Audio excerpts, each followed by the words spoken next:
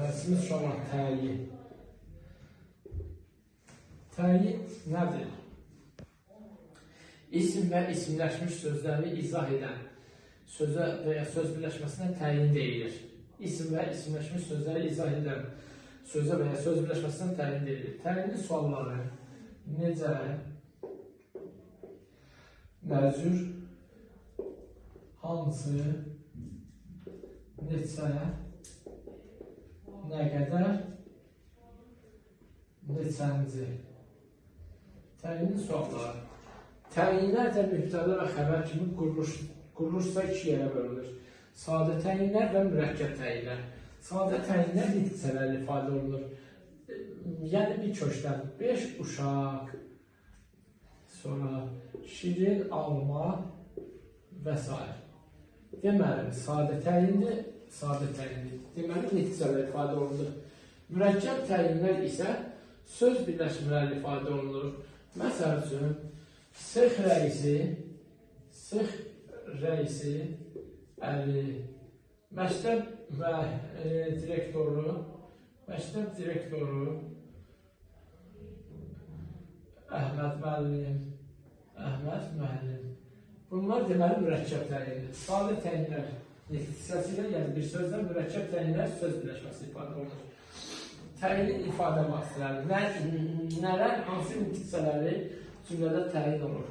İsim cümlədə təyin olur, sifət cümlədə təyin olur, say cümlədə təyin olur, işarə əvəzlikləri, sonra bəzi əvəzliyi, bir də təyinə əvəzliklər və sual əvəzlikləri bəziləri cümlədə təyin olur, sonra feil sifət cümlədə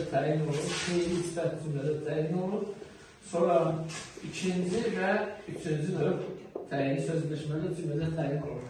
İsmi ifadə olunan, məsələn, dəmir, qapı, sonra taxta, hasar.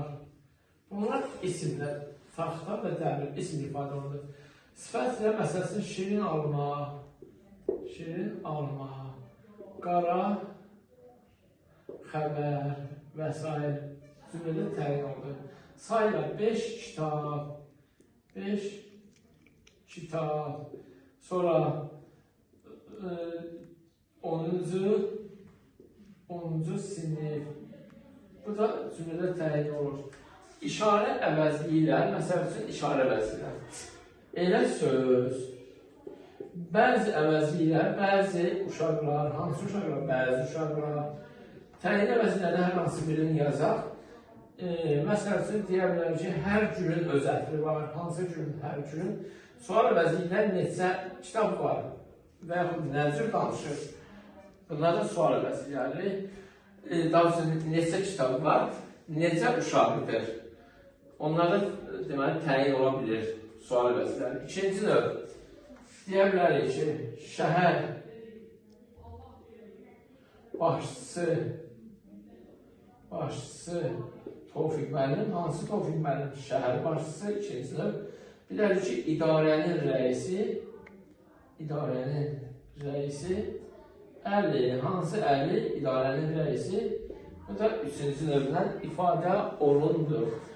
Kimə nə qaranlıq qaldı?